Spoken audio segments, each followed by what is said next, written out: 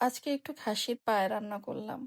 বড় বড় হাড্ডি সহ মাংস নিলাম আর কিছু খাসির পা নিয়ে নিলাম, এবং তারপরে পেঁয়াজ, বেশি করে পেঁয়াজ, আদা, রসুন, এরপরে হলুদ, গোলমরিচ, তেজপাতা, জিরার গুঁড়া, লাল মরিচের গুঁড়া, ধনিয়ার গুঁড়া, জয়ত্রী, স্টারিনিস, এলাচ, দারচিনি সব কিছু ওই মাংসগুলার ভিতরে দিয়ে দিব। দিয়ে একটু লবণ দেব, লবণ একটু কম দেব, কারণ এর ভেতরে অনেক পানি যাবে এবং সেই পানিটা আবার শুকায় কম হবে। তো এই জন্য পরিমাণ মতো লবণ দিতে হবে, প্রয়োজনের চেয়ে কম, পরে আবার টেস্ট করে দিতে হবে। তেল দিতে হবে, দিয়ে মাখা মাখা মাখা মাখা মাখা আচ্ছা করে মেখে এক কড়াই, এক হাঁড়ি পানি দিয়ে ব্যাস ভুলে যান। বাসায় যত কাজ আছে সব করে আসেন। 2-3 ঘন্টা পরে চেক করেন।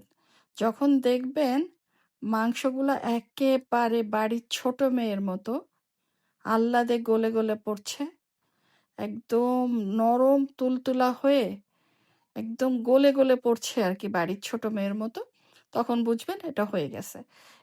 এরপর যেটা করবেন, 2 স্লাইস পাউরুটি নিয়ে এটাকে ভালো করে একটু পানি দিয়ে ভিজিয়ে ওর ভিতরে দিয়ে দিবেন, পায়াটার ভিতরে। এতে কী হবে, একটু ঘন হবে। কেউ যদি পাতলা খেতে পছন্দ করেন পাতলাই খাবেন, আবার অনেকে ময়দা দেয়, সেটাও দিতে পারেন। আবার গরুর পায়া কিন্তু এমনি অনেকটা ঘন হয়, খাসির পায়া একটু কম ঘন হয়, এই জন্য আমি এটা করি। আমার এটাই ভালো লাগে, মানে পাউরুটিটা দিলে, সেটাই বললাম। আর একটা তাওয়াতে পেঁয়াজ এবং শুকনো মরিচ দিয়ে বাগার দিয়ে ওটার ভিতরে দিয়ে দিবেন।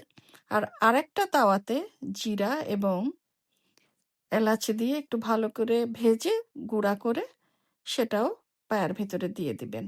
ব্যাস, পায়া রেডি, খাওয়ার জন্য তৈরি হয়ে যান। আর সঙ্গে একটু লুচি, পরোটা অথবা নান রুটি ব্যবস্থা করে নেবেন। আসলে পায়া রান্না করতে গেলে আমার ভীষণ আব্বার কথা মনে পড়ে। আমার আব্বা খুব খুব পছন্দ করতেন পায়া। পায়া ওনার ছিল সবচেয়ে প্রিয় একটা খাবার। এই তো হয়ে গেল খাসির পায়া আর গরম গরম লুচি। এভাবেই বানাবেন আর বাড়ির সবাইকে নিয়ে খাবেন। আসসালামু আলাইকুম।